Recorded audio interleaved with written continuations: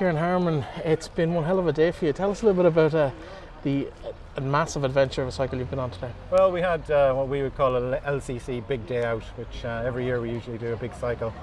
Last year we did one in Mallorca, and this year we decided to do one around the county. So we picked an epic route, trying to stay as close to the border of the county, and did 225 kilometres. It's some trek. We don't realise how big Leitrim is sometimes until you try to get around it by human powered. And we cycle all over the country. We go to various Sportives, but this year a lot of these things have been cancelled, and so people have organised their own local stuff. So from what we see around the country, we have the nicest roads, the quietest roads, the nicest scenery of any county that we ever cycle in, and we just don't know enough and explore enough of our own county. So it really shine today, like when we went around. Tell us a bit about the charity that you did this in aid of. So initially it just started off as a Sportive, and we ended up doing a little whip round for a charity because we had, in planning the route, I've got an extended family member called Joseph McGovern, and Joseph is a graphic designer, and he's done a lot of stuff like wedding invitations, graphics. So I enlisted Joseph's help to design a medal, because with lots of these big Sportives, you get a medal at the end of it to just celebrate finishing of it. And so this is the medal that Joseph helped design. Now, Joseph has suffered from duchenne muscular dystrophy all of his life, which has left him in a wheelchair. He's been able to go through mainstream education and go to college, learn graphic design, and be able to turn something like this out. So between the two of us, we managed to do this backwards and forwards through either Instagram or whatever.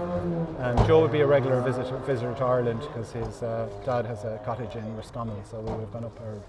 It's on the border, it's in Galway, so we would have gone up there and visited. So Joe did the final proofs.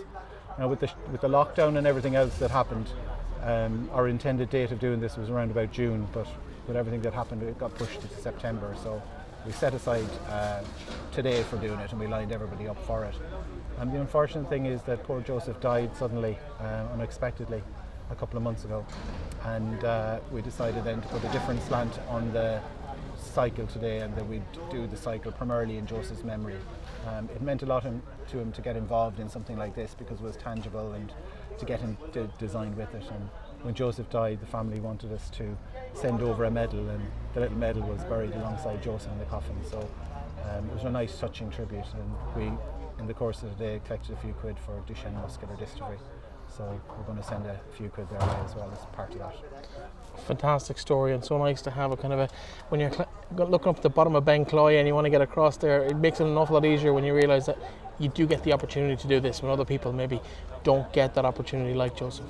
Absolutely, and even when we were starting today, we were saying it's a very big challenge to get up some of them hills today, and we're just saying that if you can picture the challenge that Joseph faced in his life, them hills won't feel as hard. So we're kind of briefing the guys and giving them a pep talk this morning.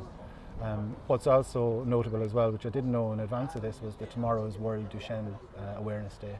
So it's quite poignant as well that that's a significant date, and I suppose it resonates really well.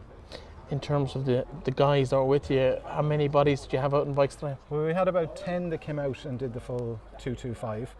And then we had a smaller group who realised what we were doing, and they decided that they'd do a half version, so they did the 112. So they set off at 7 o'clock this morning as well.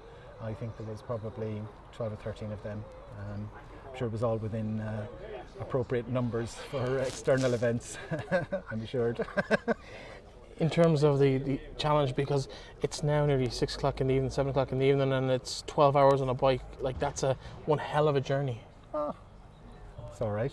I think most of them will probably keep going for another while, and that's what they love to do. So we meet here every Sunday, usually 8 o'clock. Leitrim Cycling Club has been around for a while now, and it's got about 25-30 members. We're always looking out for people to join us, and we've got mixed abilities as well. So we class ourselves as we just go a little bit further than some of the others, and there's distances to suit all sorts on a Sunday morning. So we meet here in McCormick's at 8 o'clock in the summertime and 9 o'clock in the winter time.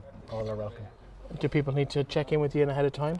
Yeah, they can contact us, and they can join the club and stuff like that, and we can talk to them about that. So the best way is probably through our Facebook site of Leitrim Cycling Club. Excellent. Well, listen, congratulations on a fantastic achievement and for a fantastic cause. And I suppose consolation it's some consolation for the loss of Joseph during the lockdown. It is, period. and us gathering here today in Joseph's memory means a lot to Frank and Tracy, his parents. So we're doing it for them as well, and hopefully it'll bring them some comfort that people are thinking about Joseph at this time.